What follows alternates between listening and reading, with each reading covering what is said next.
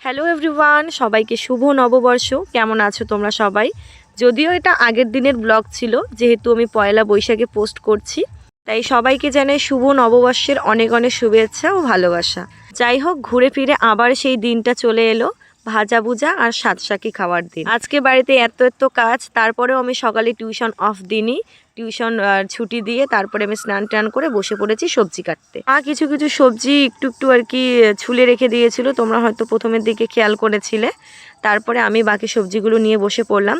তো এখানে অনেক ধরনের সবজি আছে, আমি পরে গুনেছিলাম মোট 13 রকমের সবজি, তাছাড়াও ছোলা মটর এগুলো তো পরে মা দিয়েছিলই। আজকের এই সাতশাকি খাওয়ার দিনে কম করে 7টা সবজি দিয়ে কিন্তু একটা সবজি বানানো হয়, যেটাকে সাতশাকি বলা হয়, অনেকে পাচন বলে থাকে। এই যে তোমরা আমার হাতে যেটা দেখতে পাচ্ছ, এটাকে আমরা বলি জোং, আবার অনেকে বলে কাব্বাস। আজকে প্রথমবার শুনলাম এটাকে কাব্বাস বলে। যাই হোক, তো এই জিনিসটা যদি সবজির মধ্যে দেওয়া না হয় তাহলে কিন্তু ওই সবজির কোনো মানেই হয় না। আর সবথেকে বিশ্রী যেটা আমার লাগে সেটা হচ্ছে এই কাঁঠাল। খেতে যতটা স্বাদ, কাটতে ততটাই কিন্তু কষ্ট। এমনিতে তো কাঁঠাল অর্ধেকই ছিল, আবার ওখান থেকে আমি অর্ধেক কেটে নিয়েছি, কারণ পুরোটা দেবো না। আমি মাকে বলছিলাম যে মা অল্প দিয়ে দিই, বেশি দেবো না, কারণ এমনি একটু করে সবজি অনেকগুলো হয়ে যায়। তো এই যে এখানে দেখতে পাচ্ছ সবগুলো সবজি কেটে ধুয়ে আমি রেখে দিলাম, তারপরে আমি বসলাম খেতে। যাই হোক, তোমরা হয়তো ভাবছো যে আমি আজকের দিনে অনেকে উপোস থাকে আমি খাচ্ছি। মা বলছে যে উপোস থাকতে হবে না, সিদ্ধ ভাত খেয়ে। সব থেকে বড় কথা, এটা হচ্ছে আতপ চালের মার ভাত, আর এই চালটা কিন্তু আমাদের বাড়িতেই ধান থেকে ভাঙিয়ে নেওয়া হয়েছে।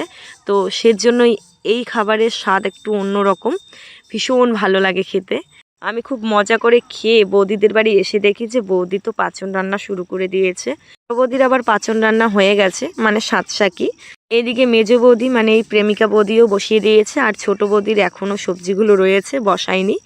দেন এদিকে প্রায় বৌদির রান্না হয়ে গেছে কমপ্লিটের দিকে, আর এদিকে তার সাথে ছোট বৌদিও কিন্তু সবজিটা এখন চাপিয়ে দিয়েছে। দেন বাড়ি এসে দেখি বাবা ঘরের মধ্যে এগুলো লাগিয়ে দিয়েছে, আজকে অনেক তাড়াতাড়ি করে ফেলেছে। আমি বাইরে ছিলাম বৌদিদের বাড়িতে। এখানে রয়েছে বেত, বিস্তি আর পানিমতারি, তার সাথে যে রসুন পেঁয়াজ আজকের দিনে আমাদের হচ্ছে ঘরে লাগাতে হয়। আর এদিকে মা কিন্তু ভাজাভুজি শুরু করে দিয়েছে, ভাজা ভুজা। এদিকে চিড়া আর চাল ভেজে রেখেছে, আর তার সাথে এদিকে ছোলা আর মটরও রয়েছে।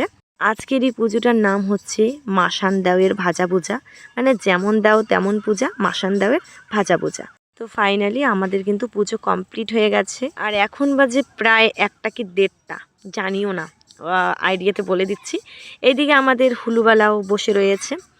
তো বৌদিরা কিন্তু কালকেই এসছে বাড়িতে, আসামে ছিল 1 মাস, বাপের বাড়ি গেছে বৌদি, কালকে এসছে। তো এইদিকে আমাদেরও সবজি বসিয়ে দিয়েছে মা অনেকক্ষণে। তো আমি একটু নাড়াচাড়া করতে এলাম, আমাদেরও সবজি প্রায় কমপ্লিট, কিন্তু আজকে একটু না মানে সবজিটা বেশি গলে গেছে।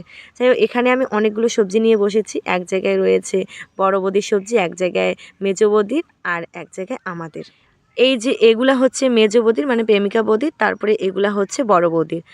ছোট বৌদি বলছে আনতে, আমি আর আনতেও যাইনি, কারণ অনেক সবজি হয়ে গেছে, আর তার সাথে তো আমি এদিকে বাটিতে করে নিয়েছি আমাদের সবজি।